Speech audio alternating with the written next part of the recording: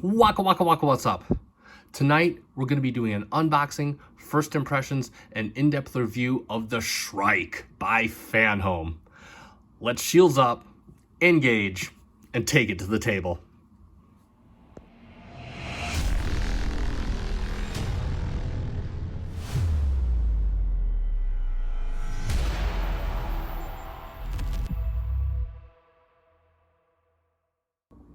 And welcome back to the channel yet again. It is Fanhome Day here at the FC Finch studio. What used to be a bi-weekly treat is now a monthly delicacy. So huge thanks to all the eaglemossers and the new Fanhomers that have stuck with me through this adventure. Again, it's always kind of a treat to get these new issues. Unfortunately, the surprise is kind of gone because we already know what this is. I mean, you know what it is because it's in the description. I know what it is because this is a subscription. So there's, you know, standard issues and all that, and this is just the next standard issue in line. So we are going to be unboxing this very shortly. I will state that it came in a Fanhome labeled box this time. Now, I didn't watch any of my previous videos from these reviews, but this might be the first time I've received it in a Fanhome box. Maybe I received the previous ship in a Fanhome box. I don't recall, but either way, we're gonna get right to it. So I have my box cutter here, lightsaber noises, and we're gonna cut right into it. Now, I do feel the box is kind of moving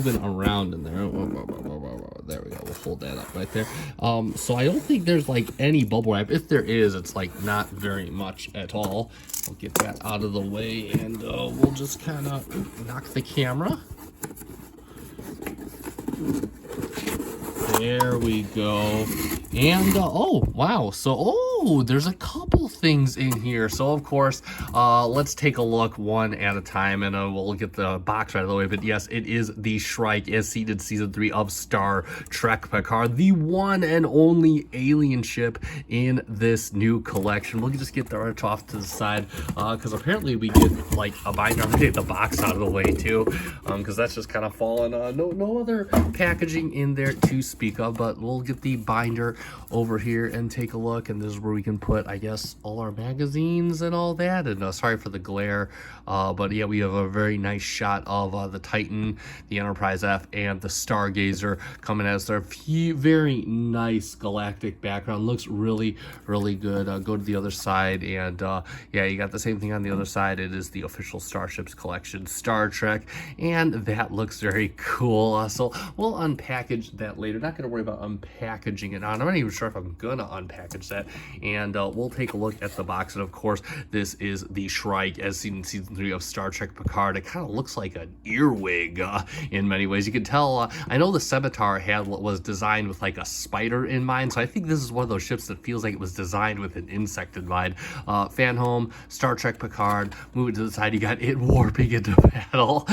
Star Trek Picard, the Shrike, and on the other side, you got Fanhome. You do have Fanhome on the other side, just in case you forget what company provided this, and you do have a nice view of the Shrike in its stand. And then if we go to the bottom, you get all of our legal mumbo jumbo and startrek.com, which is pretty cool. And let's get this open. So I'm gonna lower the camera real quick here so we can kind of get down and get eyes on this. And there we go. So I'm not gonna lie, I've been looking forward to this ship. I've read a lot of, like, you know, mixed opinions online. Like, a lot of people don't seem to be looking forward to this ship.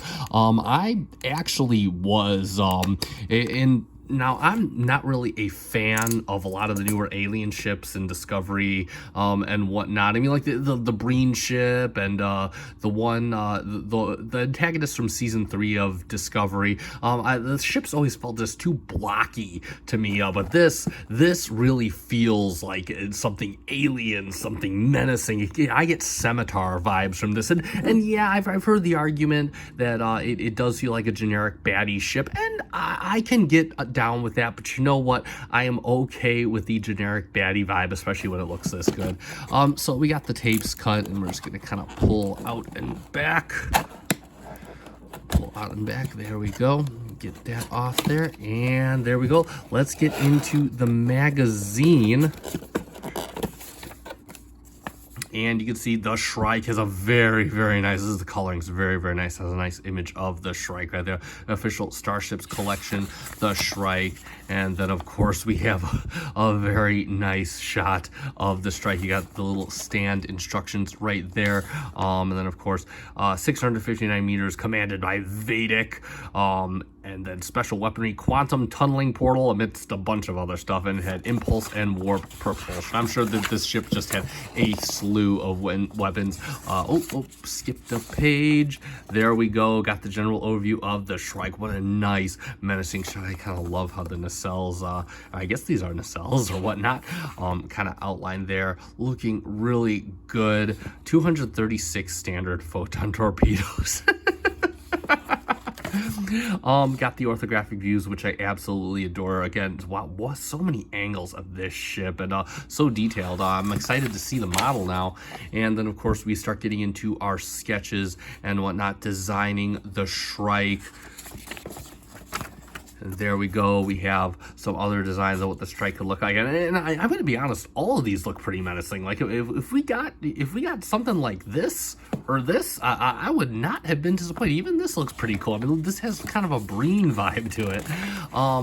And then of course we have all the others. Wow, look at all these proposed designs. I mean, this looks good. Something really, really alien looking. Wow, just impressive. All the little designs. I quite like this book a lot. Very colorful. And let me start getting to something quite outlandish here. Stuff like this. You can see they already got like the size proportions compared to the Titan down, because this was the ship, of course, that pursued the Titan and Picard and Picard's son in season 3 of Picard. All right, are you ready to get this out of the box? I'm gonna get my box cutter out of the way. We don't need that anymore. And yes, I'm gonna take the top off. And there we go. And yeah, no broken parts. This should be a pretty stout model. And there it is. There it is. Albeit a little plasticky looking. But I'll reserve my opinions for when we take the model out. So I'm gonna first do the usual stand. Get that out real quick. And it is taped. There is no stickering on the bottom or anything like that. There we go. All right, got that out of the way. And of course, if you've seen one of these, you've seen them all. You're just gonna plug the square peg in there, and that is kind of wobbly, but hopefully that'll have a decent enough hold on the ship. And let's get the Shrike out of there. And oh my, I stand corrected. This thing feels weighty. Especially in the central hull. Oh wow, this thing feels heavy.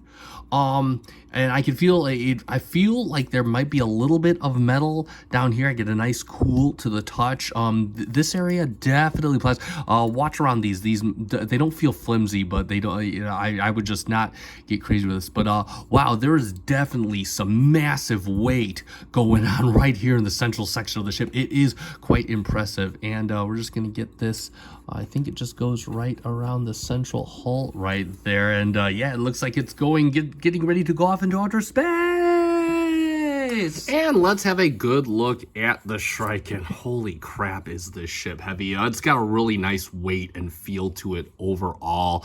The only area that I would be careful with is these little pinchers right here and kind of the tips of the nacelles. I mean, you can see that they have a little bit of give to them. I have a feeling that if this thing were to fall out of the stand, it would not withstand the tumble. So just something to be mindful of. Kind of store it and display it in a location where you know that won't be possible. But either way, let's get into it. So this, of course, deviates from the typical bland Federation color palette. You got a very nice bronze use overall here, and then you got a ton of coloration here, lots of mold detail. You really got to kind of get in close on this ship, but you can just see all the different layers of coloration. Like if we go over here next to the primary segment of the ship, you can see lots of browns, some oranges, some very darker shades of bronze. You can see some molded detail in here coming all the way nuclear bridge molded detail all the way down to what I can only assume is the bridge area. You got molded detail in here around the little pincers. These are done really nice. It almost kind of has like an earwig type shape. You get the hint that an insect was used. I mean, as I assume for a lot of these enemy ships, they kind of go with spiders and, you know, bats and insect type things just to make it look all doomy and evil. And you can tell that's what they kind of went with here.